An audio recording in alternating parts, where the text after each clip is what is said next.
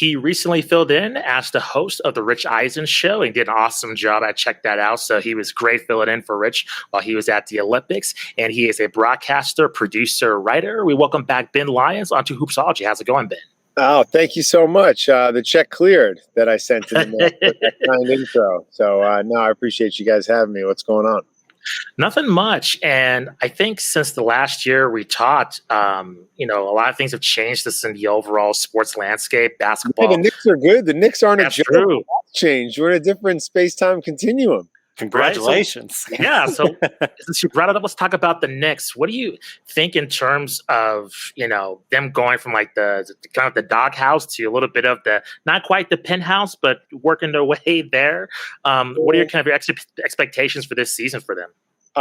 Expectations, of course, are still rather tempered because I am a Knicks fan, and despite having an above-average season, I'm still haunted by the ghosts of Andre Bargnani and Travis Ware and Lou Amundsen, and just saw Ron Baker retired. Once a Knick, always a Knick. But I think it's just a reminder just for the NBA at large that if you play with some effort and you play defense, you can be in ball games and you can be competitive. And they're doing something, guys, jokes aside, that they've never done in my adult lifetime.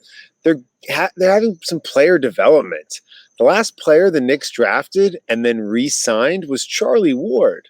So to see Obi Toppin and Emmanuel quickly play in the summer league and get better, to see RJ get better, to see Julius Randle get better from year 1 to 2, that's new to us. So I want to see more player development. And if the guys can just continue to put on professional basketball, I'll be very happy. Those are my expectations. So with Tom Thibodeau, I'm a Bulls fan, so I have a little bit of experience. Congrats on the offseason. Put a banner up. Let's go. I'm just wondering in terms of, for instance, Julius Randle, how is he going to hold up this season? It was kind of like a dream season for him, and then he kind of fell off in the playoffs a little bit. Do you expect the same level of performance this season, or do you think there's going to be a little bit of a drop-off? What do you expect from him? No, see how much help he gets on the scoring side of things from Evan Fournier and Kemba Walker. So much of the scoring load was on Julius last year, not only just for points in terms of numbers, but just how he earned his points. So with guys like Kemba Walker creating, Fournier spacing, maybe it'll open things up for him. He's a father. He's in the gym. He's 26 on the right side of his prime. And he gave the team a little bit of a hometown discount because that playoff performance that you think might motivate him. But seems like a good dude by all accounts. Fat Joe calls him King of New York. So all in on Julius Randle. It's been fascinating, watching at the same time the rise of the Brooklyn Nets, of course. How has that dynamic been in New York? What's your perception of that as a Knicks fan, with kind of Brooklyn, of course, raising their prestige and profile? What has that been like? I think we got some indications on how New York feels, I think, to an extent, with the Knicks getting into the playoffs where they did, with them outperforming expectations. But what have you kind of seen, on Twitter and in New York, et cetera, on this kind of Nets-Knicks? Maybe it's a rivalry. Maybe it's in my head here, made up. What are your thoughts on that kind of dynamic? For me, I got to be honest, going to the Barclays, it feels like a nightclub with the lights turned on, honestly. And what I haven't liked about the experience of going to Nets games in Brooklyn until recently, they never acknowledged the fact that the organization existed in New Jersey for years. Can we get a Kerry Kittle sock night where everybody just gets one sock? Save a lot of money in the promotion. Can we get some I love it. nights to acknowledge what happened with Julius Erving and some of the legends that played for the Nets back in the day? It's always, where's Brooklyn at? Brooklyn in the house, Jay-Z. And I get it. But now they're starting to pay homage with the throwback jerseys and Kenny Anderson and getting guys like Derek Coleman out and stuff to the games. But I don't know, man. I feel like the Knicks have been so bad that they don't have a right to claim anything right now. It's the world's most famous. I still believe they're the city's team, but it's kind of tough to sit here and be like, yeah, well, that time where they developed Frank Ntilikina to not sign him. That's our guy. Or how they drafted a guy wearing a Fortnite jacket, Kevin Knox. That's the Knicks. So they arrested Charles Oakley. They kicked out Spike Lee. it's still $150 to sit in the upper deck. Like it's $18 for a Jean George chicken sandwich. There's a lot wrong with the Garden still, but the Knicks are always going to be the city's team, and I hope we see more than 7 games of Kyrie, James Harden, and Kevin Durant in this upcoming year. That'd be nice. All I know is that RJ Barrett played every single game last year, so. Amen to that. Amen to that. That's something. Phenomenal dentist. I don't know who's doing RJ's teeth, but that kid's smile is worth $1 million. Ben, I want to shift gears, and I wanted to talk to you about this Ben Simmons situation. Some late breaking news broke today just about him wanting out of Philly. And just, it seems like there's 2 camps. It seems like there's people really believing that this guy has tons of potential still. And then just through myself interviewing just other journalists that are more knowledgeable, that have, more experience just covering the league as a whole, this multiple journalists saying this guy does not have, what it takes to be a superstar player. I just want to get your opinion on where do you think he'll land, number one, and number two, how should we really judge Ben Simmons as just an athlete? Because this seems to be like a huge disconnect in terms of him either being a superstar or him just being like a mediocre player or just a defensive stopper. It's just such a bizarre narrative on an NBA superstar that I haven't really seen before. Well, I've never seen a grown man with an iced-out kangaroo as well at the press conference. So that's impressive that Ben Simmons has that. I think it says a lot about him that he didn't want to be part of the Olympic experience when he had an opportunity with Australia. See a lot of men and women, really take that to heart. And I understand it was a pandemic, so the idea of, I don't want to travel, I want to say, well, then he's over at Wimbledon, pounding around with whomever watching the tennis. So it's not about that, and it's disappointing. And you hope he gets an opportunity to, silence a lot of the critics. If I'm a professional athlete and I went through that experience in Philadelphia, I understand how a change of scenery might rejuvenate me, whether that's in Minnesota or Golden State or Portland or wherever he ends up. It's definitely time for a new thing. And look, guys, as you get older, you realize some guys win the game of life. Yeah. And that's what they're playing for. And we can all be on our podcasts and blogs and Twitter saying, these guys have to win a championship and he doesn't want to be in the Karl Malone, Charles Barkley club. Like, Ben Simmons is paid, having a great time, great life. If he doesn't really care about who wins these Larry O'Briens, it's not for us to, really lose sleep over him. We can just focus on the next guys who really buy in. And you saw it with Giannis, man. You saw the way Giannis won it and was there 8 years and sat on that throne and had that exhale. And you think about everything he's been through and his ups and downs of his life, bigger than basketball. Those are the guys you want to focus on. So if Simmons is not going to take an opportunity to, step up in this moment, and it's like there's so many other great storylines in the NBA that we can talk about. There are certainly. And another storyline that kind of is a little bit under the radar, it kind of gotten some attention, was with Major League Baseball when they had their Field of Dreams game. It looked spectacular. I mean, I'm a very, very casual baseball fan, and I just got swept up into the moment. And I couldn't help by thinking, could the NBA do something equivalent? A lot of the ideas passed around was kind of the Hoosiers idea. Is there anything else, do you think, that the league could do to kind of, mimic what Major League Baseball did? And also, too, tie it into, they've had ideas of a play-in tournament. This could be a great way of like a marketing tool. You tie in this nostalgia, you put in the marketing, this play-in tournament, you combine it, and you could get that fan interest that the NBA has been wanting. Where do you think the league should go if they could follow in Major League Baseball's footsteps? Well, I think they should take advantage of their All-Star game. To have an All-Star game out of Venice Beach or a big build-out at the Rucker or Hoops and Sun or in Chicago, one of these places would be super cool. I love the Drew League. I love the idea of, taking the game to places it hasn't been, build a court outside of the Eiffel Tower in Paris or do something like that. I think it's, it's cool. In the past, the NBA has done stuff like that where they played their All-Star game in Texas Stadium. It was kind of outdoors in the football stadium. And college basketball, we saw once on an aircraft carrier with Michigan State and North Carolina.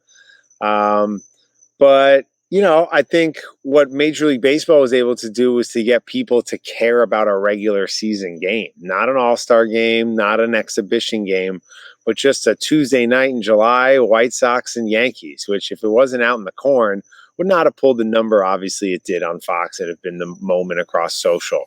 So that's kind of the dirty secret with the NBA sometimes is, if Kawhi's out for the Clippers and they're taking on the Sacramento Kings, and De'Aaron Fox is out. You're watching some Terrence Mann versus Marvin Bagley. It's not necessarily the most compelling product. So if they like hockey, which does a great job putting on games that count in the football stadiums and baseball stadiums in Lake Placid, I'd love to see the NBA do it in a way where the players were still safe.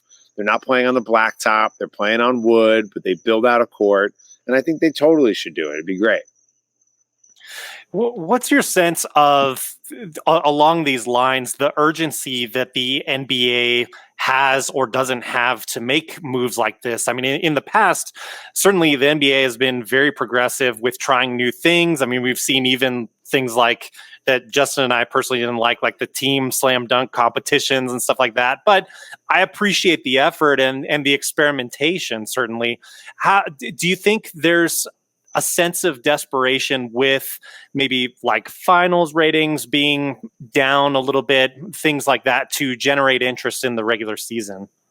Honestly, when it comes to sports metrics and television, I love talking about this stuff because I just think the playing field is totally different now. If we look at the old Nielsen model, sure, they're not going to pull the rating on TV, but guarantee you there are 1,000 more times more memes of Giannis dunking on that alley-oop than there were of LeBron's block 5 years before, Totally. And the engagement and all the, the conversation across podcasts like this and shows like this and, shows like Rich Eisen and everywhere.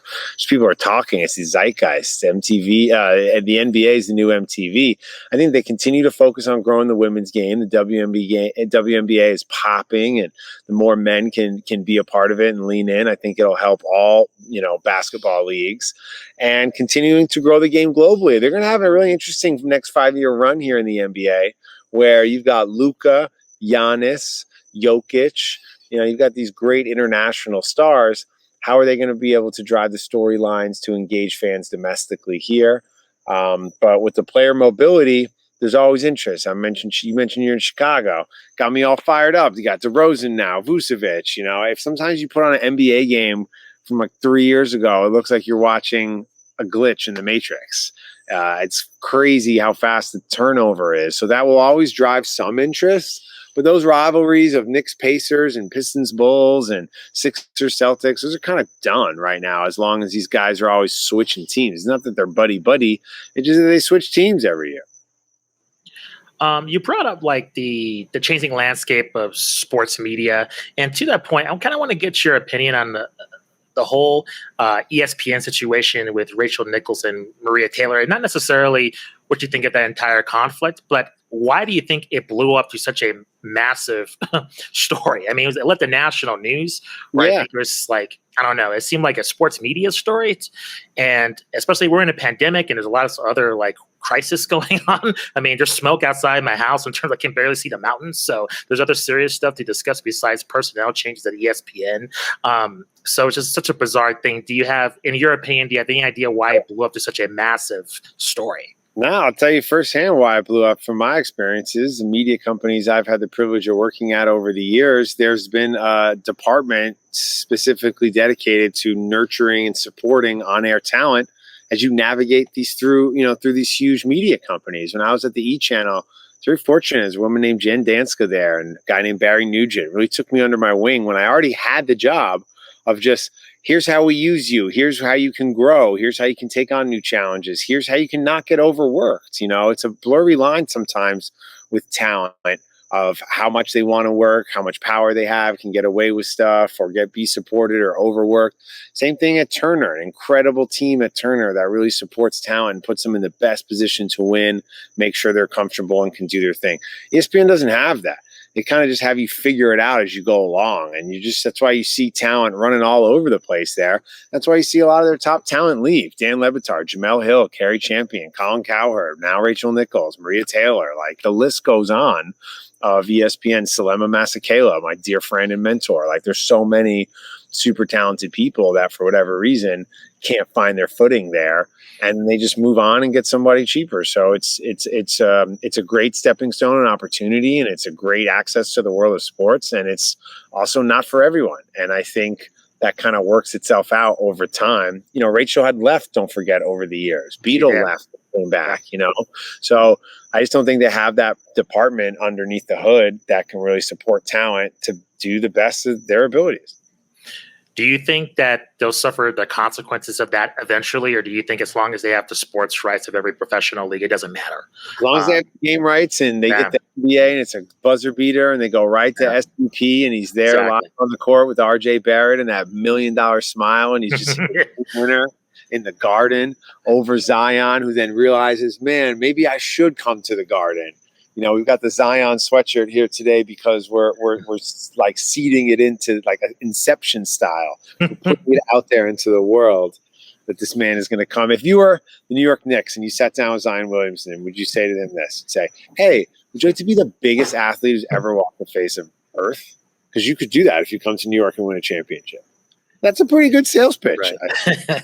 So if Zion comes to New York and ESPN's got their South Street Seaport studios all set up, then yeah, it's go time. That'll definitely increase their ratings.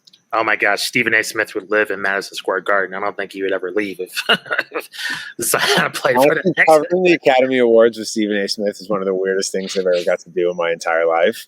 And here, Parasite and Once Upon a Time in Hollywood. Parasite. They were inside the house. They were outside the house. I gotta be honest. I thought Quentin Tarantino was wrong. I mean, Leonardo DiCaprio. What more do you want? What? You're talking about film? What's happening?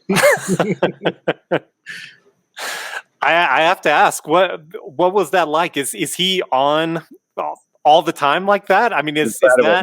No, the energy in the pre-production meeting the night before, very low key, very laid back, very chill. And then the lights go on and it's go time. But he really enjoyed just the live sporting event feel of the Oscars. It was like my 15th Oscars, so it's super weird being very comfortable in an uncomfortable place.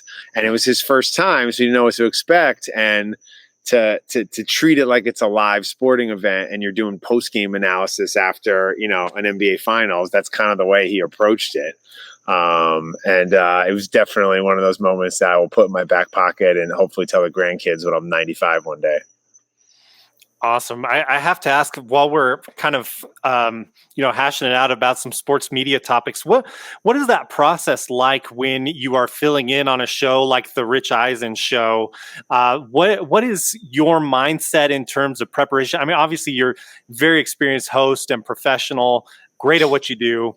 Thanks, I mean, what is that process like? Because, you don't want to be like substitute teacher, right, for this show. I mean, I assume obviously you're trying to make great content, of course, but just kind of take us through your thought process when you're getting ready to fill in for something like that. Well, it starts with Rich. Rich reached out and said, hey, man, I appreciate you doing this. Go make it your own. Have fun. Sit in the chair. Put your own sauce on it. If you need me, I'm here. There's a whole team there. When I was doing it just on radio, it's a heavy lift. You're in there by yourself trying to create compelling content over a few hours and booking guests and, finding the topics in the sports universe that you care about. And what I love about that show is that it's not so glued to hard news and breaking news and X's and O's. You can tell stories and you can find pockets that are relatable to the human experience. So try to find that within the landscape. When Russell Westbrook signed, I've been a big Russell Westbrook hater, the basketball player. Shooting 29% from three on 500 attempts is just absurd.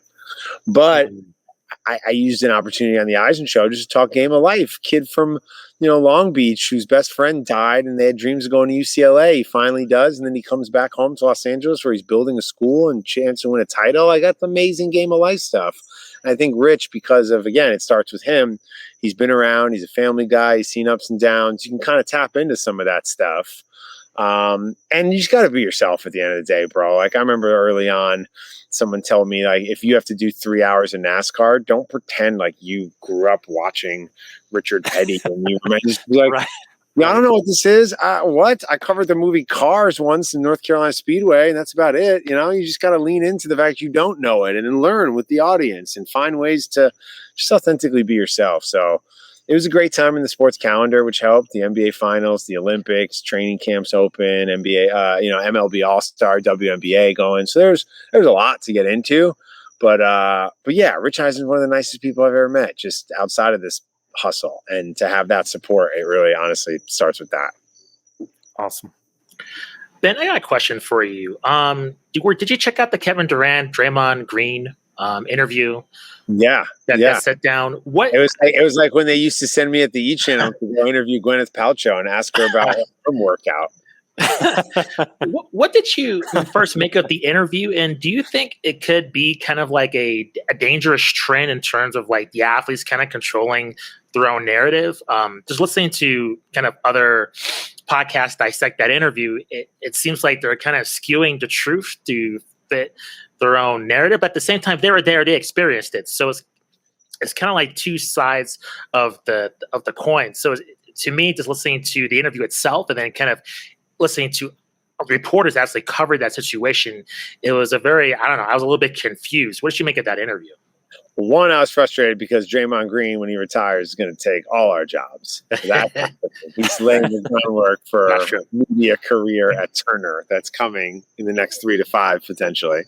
But, I think the cat's out of the bag when it comes to athletes trying to control the narrative, and whether they do it through a filtered platform like the Players Tribune, whether they do it on their own IG Live, whether they do it in partnership with the other player and the Bleacher Report or whatever, controlling the narrative. And the legacy. I think that's a big thing too, is legacy writing in sports when you're talking about the icons like Durant and, Hall of Famer like Draymond and stuff. It's not only about controlling the narrative and the zeitgeist at the moment, but I saw with Jeter working at the Tribune, the way you tell the legacy and you sell that legacy the year after you retire for the next 20 years. Look at Dwayne Wade, how he's jumped into his next part of his career. And even Shaq and Kobe, before Kobe passed, they had that sit down, that really kind of helped them put into perspective what they went through. So, I think it's cool. I think, like I said, Draymond's going to take all our jobs. I genuinely mean that. And Durant is one of the more, interesting and fascinating players when it comes to his relationship with criticism, with the media, with telling his narrative, his story, but not a basketball court on earth that dude hasn't touched. The ultimate hooper. From the Rucker to the Olympics to the finals to Dykeman. He's just the ultimate hooper in my eyes. And yeah, it felt a little E-News, felt a little TMZ. They're getting a little hitting you with the headlines and stuff. But I'd rather that than Jim Gray making some dude super uncomfortable, So I think we're going to see a lot more of that stuff. Yeah, I think you're right. How, when consuming content like that, I mean, to what degree do you kind of take that with a grain of salt? Are there sources you go to that you kind of cross-reference things that they're saying? What's your process in consuming like this more player-driven landscape that we're in right now? Man, I'm a basketball fan where I want to see these dudes doing everything, read about them doing everything. Matt Sullivan's book about the Nets. I want to see Draymond talking to KD. I want to see Kendrick Perkins go shark diving off the coast of La Jolla. I don't know if you guys have ever watched Boris Diaw sail across the Atlantic. You can watch it on his YouTube page. It's fantastic. Like NBA players, WNBA players as civilians, as real people. I want to see Breanna Stewart up in Whole Foods trying to, find new baby formula, like all in. I think the more access we get to these men and women who entertain us on the court, the more we're connected to them as fans.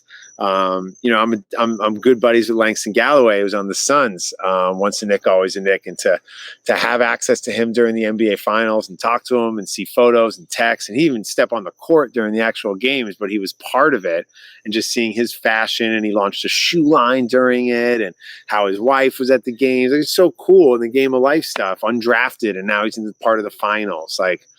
That's the stuff you kind of look for and try to find, and not just the coach talk or the scrum with a million mics in front of somebody. I just want to find, like you said, when you're looking for research or consuming content, that's stuff that just feels a little different and special. And back to that KD Draymond thing, that's different than your average, Rachel Nichols sits down with Durant type of thing. On that Absolutely. point, where do you see what's kind of the next trend do you think is happening, not just in the NBA, but in the world of basketball? Right now, the big three is trying to find its footing. Right now, I've seen lots of like different YouTube channels, such as Boss Live is blowing up with like kind of the street ball scene. NBA Top Shots really gained popularity this year. What's catching your eye within kind of the basketball world that like the main consumer of just the NBA is not really seeing? It's a W, man. A W. I've said it a bunch throughout this conversation. I'm all in on the WNBA. I wish the Sparks could play all their games at Staples because they're like ridiculous at home, but they struggle on the road. I think there's so many stars. I think the coverage is better, the merch, and there are a lot of household names: Diana, Sue, Skylar, Brianna, Elena. The list goes. Sabrina. The list goes on. And Candace, and it's just so cool to watch them shine. And I hope people can go to a game. I hope people can watch the playoffs, get into it. I think you're Asia Wilson, Liz Cambage. I mean, let's get Cambage in the Fast and Furious movie. Like, let's, with the work Elena Delle Donne does on every issue is just awesome. And these athletes as storytellers, as spokeswomen for products. You're seeing Chene in commercials for DoorDash. NECA's out there for pay equity. Like they're just dope. Like I'm just all in on the W. So everybody, who's got that that basketball itch right now as the summer's coming to an end, like let's get into the WNBA playoffs because it's gonna be really fun this year with the Storm and Vegas out west and what Connecticut's done in the east. So I love it. I think that's gonna hopefully continue to grow in the next few years. Ben, one thing I really appreciate about your perspective is you have a unique way of putting a positive spin on a lot of situations and kind of like seeing the positive in things. Yeah, you have no idea, buddy, how much I'm putting a positive spin on things in my life right now. I love it.